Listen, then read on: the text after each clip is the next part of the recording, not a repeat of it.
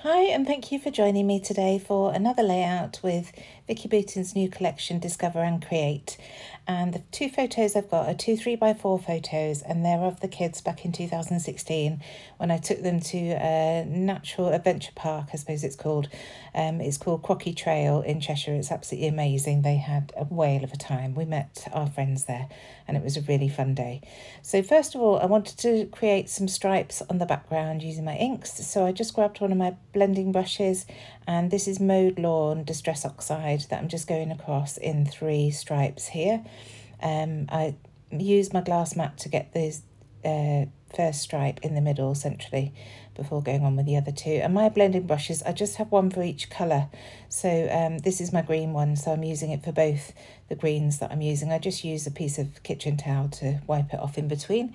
So this is Bundled Sage, and I'm just adding some more stripes with that, and really going for it, as you can see. I'm sorry for the wobbly camera.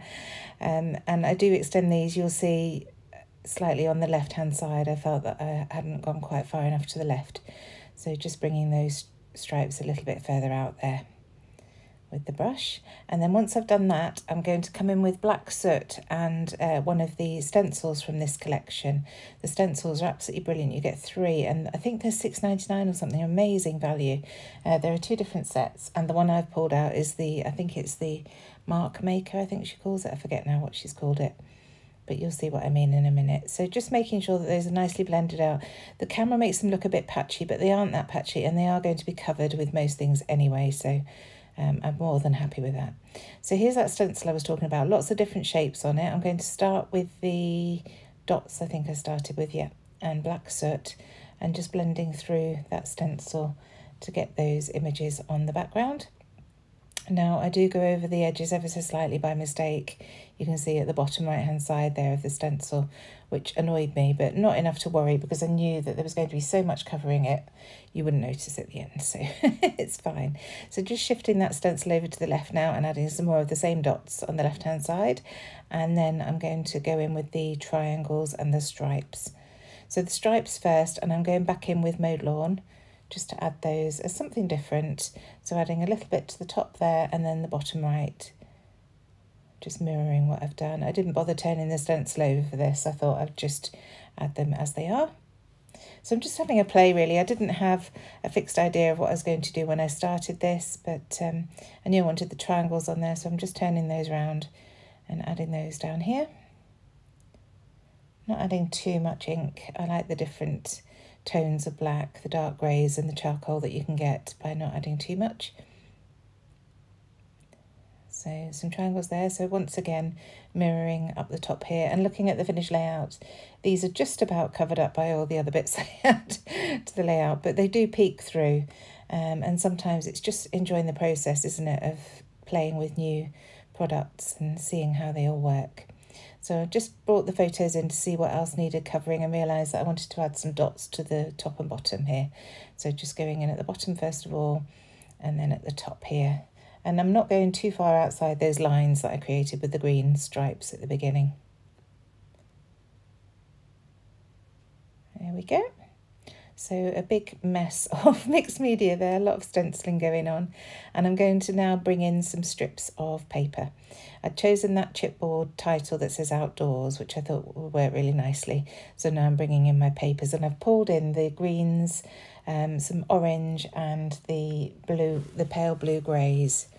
So I'm going to have one torn edge and one straight edge on each of these papers, working with what I've got. So because this already has a torn edge on it, I'm just cutting it off. And then if it's not got a torn edge, I'm tearing the edge myself. So this is where I'm bringing the oranges in. I love this orange and green combination. It's just incredible. I think I want to make a quilt in those colours. Very autumnal, aren't they? So another green. This one's actually going to go at the bottom of the page to balance that green that I've got at the top. So I put it there at first, but I do decide to put it at the bottom. And I'm just tearing bits off the ends so that they're not all 12 inches. Some of them are 12 inches and some are less. This is a beautiful green stripe. Again, it's almost like a sage green in varying depths of colour. So that works nicely with the colour palette that I've chosen. And there we have it. So I'm just going to check. I was just checking that I was happy that I had enough strips there before sticking them down. So I'm just adding the glue close to the cut edge so that I can curl that top edge up once they're all stuck down.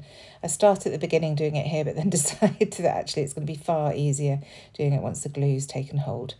So just using my T-square ruler there to check that it's all straight. And I'm using Nuvo Deluxe adhesive today just because I wanted to get it stuck down without moving about. The other glue is fine that I use, but it does take a lot longer to dry. It's a bit thinner. It's still not a bad glue. Now I've been using it for a while. I think I was a bit harsh when I first started describing it and said I definitely wouldn't sell it. I think I would sell it, but just it just isn't a patch on the Nuvo Deluxe adhesive, so it's very hard when you found one that's so good. Nothing compares, does it?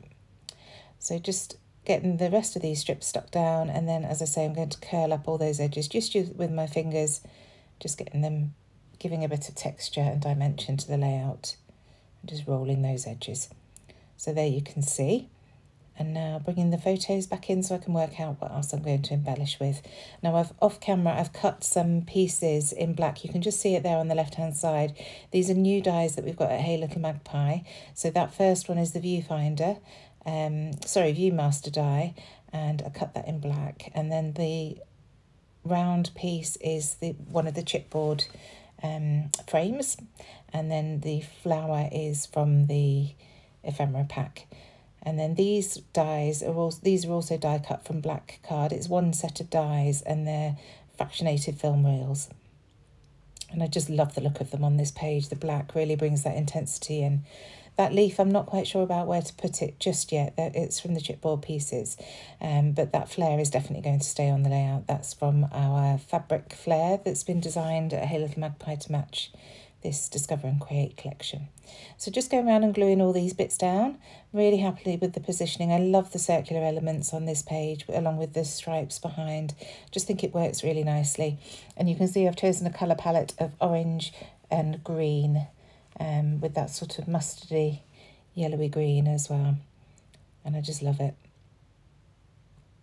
So getting that flower stuck on top of the frame, and then adding these frames back in. And you'll see these two on the right hand side, I do just bring ever so slightly off the edge of the page, so I will trim those off at the end. You'll see it in the close-ups.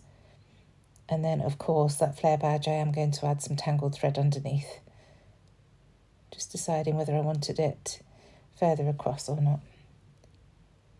So I'm going to mount the photos up onto foam because there's so much texture behind them, it made sense, and also because of the chipboard frame that I've got going on the left hand side. It was just much easier to get them positioned by using the foam. And you can see here I've already covered up an awful lot of that mixed media that I added to the background, but you can still see it peeking out, and I'm really pleased with how it looks. So there's that flare badge. So I'm going to bring in the thread shortly, just bringing in this chipboard leaf. I thought that would look nice coming out from the left hand side of the photo, and then my title next to it. So just getting that positioned as well. I didn't want to go too far with the embellishing and then realise that I haven't left space because it's quite a big title, and with it being chipboard it's not very forgiving. So here's that black thread. So first of all, a big tangle behind that flare badge, just there. And so add some glue both to the base and also to the flare badge. And then I'm going to add another tangle underneath that orange flower just to balance that out and to bring the black down into that corner because we haven't got any black there at the moment. So just creating a loose tangle, and then I'll just squirt some glue underneath to hold it all in place. Just like that. So now I'm going into the printables from Hey Little Magpie. These are downloadables that you can buy and print yourself, or we do, if you live in the UK, we do send out a physical copy. Probably wouldn't make much sense if you're outside the UK because postage is so high, isn't it? But these labels are brilliant. They've been designed to coordinate with the collection. So I'm just adding a little rectangle there, and then I do bring in a circular one as well. So this is in the deeper green that's in the collection. Just tucking that in there. And then the circle is 1 1/4 inch. So I'm just using my 1 1/4 inch punch And this is like the olive green that's there. I was thinking about using the whole thing under that flare, but it's the same size as the flare, and I don't really like two circles the same size together. So I cut it in half so I can tuck most of it underneath. And I'm much happier with how that looks. And then I'll bring the other half in next to that label there. So you can really stretch your stash by just cutting it in half and using the bits around your page. Just checking that there was enough glue underneath that thread. It seemed to be moving.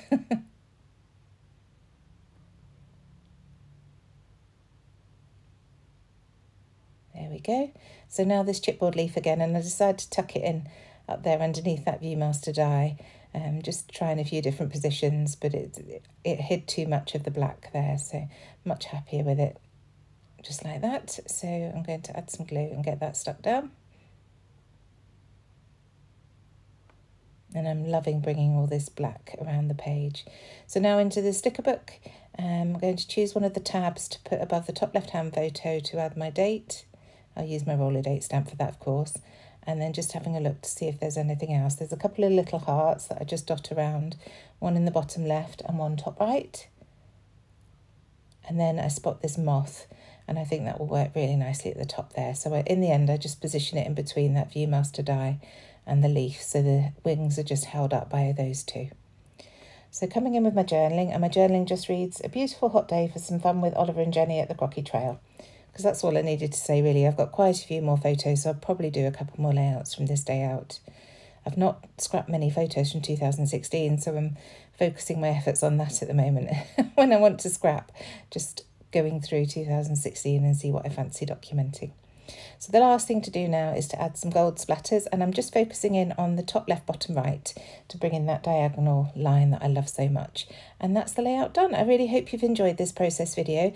I'd love to know if you've had a chance to play with Discover and Create yet. It's absolutely my favourite collection that I've seen for a long time, so you'll see a lot more videos from me, I'm afraid. I do hope you like it. Thanks again. Bye.